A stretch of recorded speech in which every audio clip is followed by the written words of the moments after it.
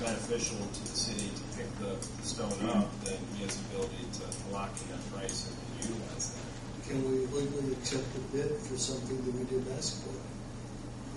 That's my point. I think you have an issue of two non-conforming bids. You've got one that didn't supply the bid bond or the cashier's check. You got one that gave you pricing on something that wasn't what was requested. Well, we should really accept it. Well, there are circumstances in which you may be able to do that.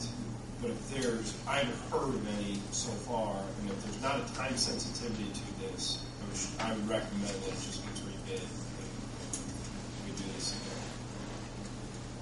again. But that's more. I mean, that's more marked if there's reasons I'm unaware of. The situation with the street department, I have sand, which is the only product on it that will concern me. I have a smaller quantity of stone, and I can't foresee needing it in the next 30 days. Rick or Jeff, either one, I assume, could have any kind of conduit failure for sewer line or water line and have to make a substantial dig. They would be material. Well, they still would get it, could they, at the current price? That'd be posted price. Yes. Neither one of them, nobody would be obligated to give it to us at this price. They could just bid on their, right, what they call the posted price at the stone quarry. Picked up, or the other gentleman could bid it to you delivered either way, or give you a quote, but it wouldn't be binding. And it's not going to be hard if it's in the next 30 days. I'd hope it's not. I make a motion that we rebid the stone, gravel, and sand. For non-compliance? Yeah, I think as part of your motion, Jamie, Dr. King says that find them to be non-conforming or requested to be rebid. second. Any more discussion? Hearing none, roll call, please, Jim. Linda?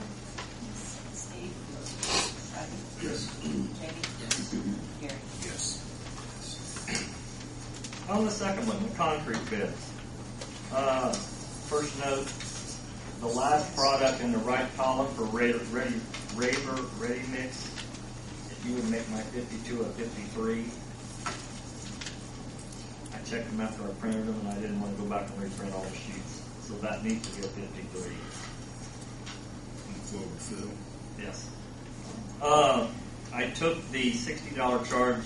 I had the same intention Jamie did. In other words, that's if it's right at 3 yards. It's going to be that price or greater. Because if it's 2 yards, it's going to cost $30 a ton or whatever.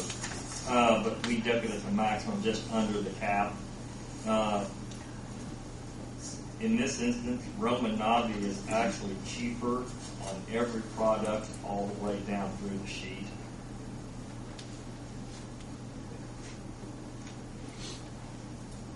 For the greater than 2 yards. There's one product, he's a little higher on the flowable fill for less than 2 yards. But in 7 of the 8 instances, he is the low bidder. So my recommendation would be to go ahead and award this to Roman Navi for 2007. What will you do for your sand? Pardon? What will you do for your treated sand? What can you do for treated sand? I bid that just in case I have some kind of crisis situation with supplies. I don't foresee it this year.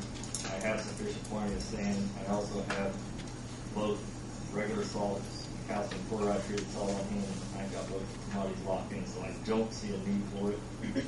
I guess if we chose to, you could go ahead and take that bid also. Will you accept just the one part of the bid? Or you have to accept the entire bid? I think I know what you asked, David, but I was talking to Jerry. No, like on the treated sand, I was the only one that bidded the treated sand. Are you allowed to accept a portion of the bid, or do you have to accept the entire bid in its entirety? I treated this as I separated the concrete from the treated sand. I mean, from my perspective, they were going to a bid on the sand, but that's a separate bid as the concrete. I agree. I wouldn't be concerned about accepting a bid for it. You chose not to. We have the right to reject all bids if we want.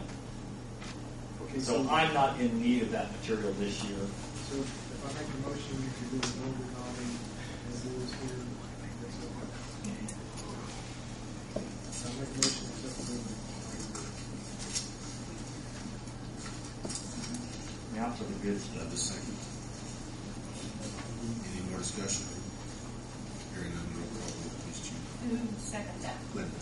Linda. You gotta speak up, girl. Jamie. Yes. Roger. Yes. Linda. Yes. Steve. Yes. Gary. Yes. Those are your Quiet. votes.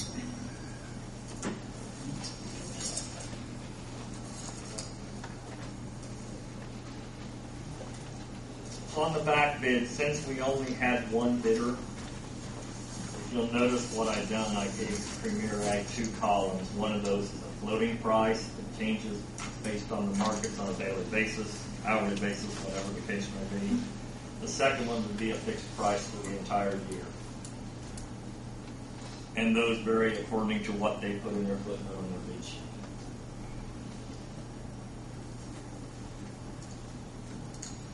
So the part that we're gambling is that it's going to go up over 21 cents a gallon. The fixed price is still lower than the current. I mean, if we're with 309 right now and it's 2. Yep, that's because they're paying the taxes. We aren't. We're not paying all the taxes. What taxes? In are other words, remitted? he's right. I mean, the current prices that we would pay if the pump price hasn't changed since the 30th would be the left column. The column on the right would be what would price we would pay for the entire year if we so chose to lock them That the 275 are rounded off. That difference between the pump price currently and what that is that a number that we can use it for a pump for, as it goes up? Or That's how much taxes we're not paying. it's Which, roughly 35 cents or so less. Say, in. That would be a reasonable assumption. 35, in other words, our price is 35 cents under. Now, you also got to remember these prices were put on here as of 30th. So neither one of them could apply to today.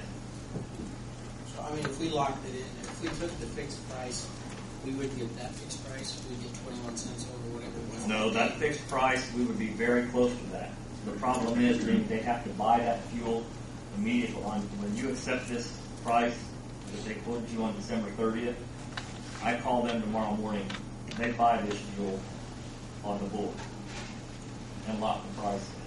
So it'd be like you telling me that come to stock's $104 on the board. It might be now, but it might not be in 20 minutes. So there's no guarantee. we locked in approximately 262 last year, 262, 263. Yeah, something in that effect.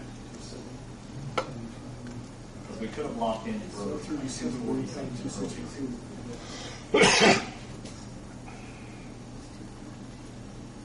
we're saving about 12 cents a gallon right now. So, Or was. so if gas does go to $4, but we go the same rate, we lock at $2.95, we're saving $1 a gallon. $2 a gallon, you look foolish.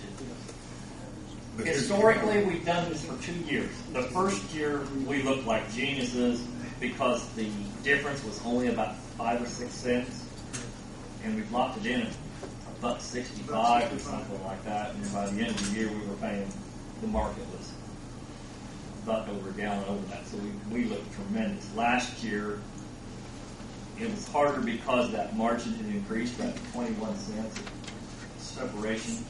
We were a little hesitant in January. We didn't do it till March or April, and we gave up about 15 or 20 cents because we hesitated. Jamie, if we But we're still ahead. If we- Now, what are we doing this year? That's why you. I think we're locking it in, I think, but I'm just trying to figure out. But what we're doing, Jamie, I mean, we're going to gamble